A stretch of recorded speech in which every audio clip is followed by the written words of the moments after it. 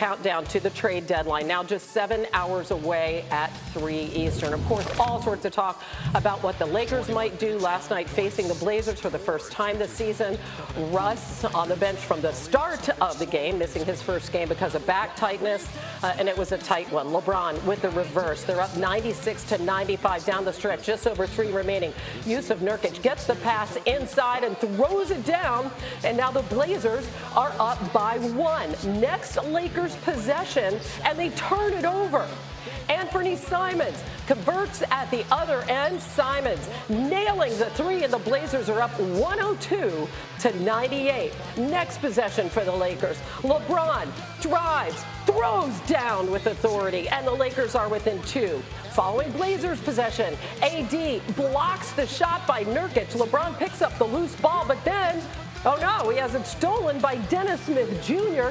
He gives it up to Simons, and once again, Simons from 3. Blazers by 5. 40 seconds left. Smith Jr. misses the floater as they try to close it out, and then Davis, full court pass to LeBron.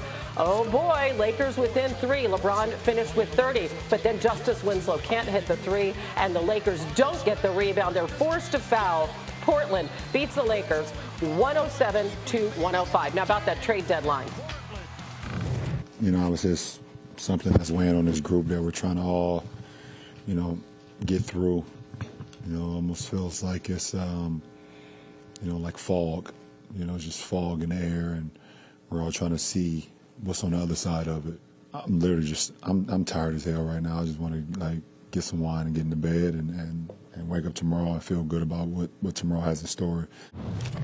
I just hate that where we are right now, and it hasn't kind of worked out that way 2/3 through the season. Yeah, who can blame LeBron for wanting a glass or 2 or 3 of wine at this point? As Woj joins us now. And Woj, as you well know, a Lakers team source has told Dave McMenamin that he'd like to see the team trade Russell Westbrook before the deadline. The source told Dave, we've got to rip the Band-Aid off. We have to move forward this season. So can you enlighten us the very latest this morning about this situation? Well, Hannah, it's going to be very difficult to trade Russell Westbrook, and Rob Pelinka, their general manager in LA, knows that. And with $47 million due him next season, there's just not a marketplace to do that. And the Lakers have shown a real reluctance to to incentivize a deal, meaning add draft picks to it. They have picks that are still going out in other deals. And at what point do you stop just completely mortgaging your future for deals that probably don't result in all of a sudden you having a championship contender? And now you've just dug yourself a deeper hole. And Hannah, their problems are deeper than how Westbrook has assimilated into this team, losing Alex Caruso last year, not paying the luxury tax to keep him. They gassed their assets in a trade, in the Westbrook trade. And right now, the deals that the Lakers are really looking at, Hannah, they're around the fringes. Players like Alex Burks in New York, Dennis Schroeder in Boston, any number of role players, fringe starters that they might be able to cobble together the assets to get.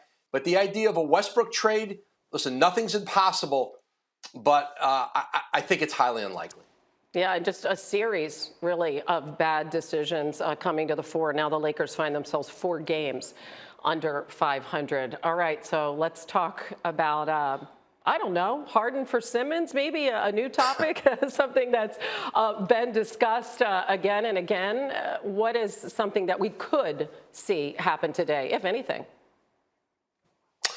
Hannah, I do think we will see today Brooklyn, Philadelphia communicate on some level. Now, there's been no, I'm told, real negotiation that's gone on. But listen, I think Philadelphia is motivated. They are very motivated to acquire James Harden.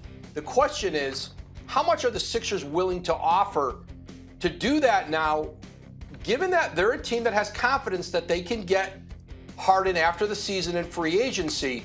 To get him in free agency, the Sixers are going to have to clear cap space. That will cost them. There are, to get off some of their salaries, there's a price to pay for that.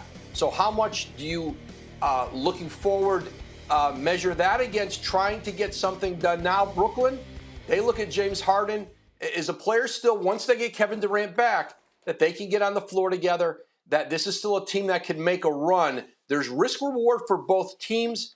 I would expect them to communicate today. There's a lot at stake here.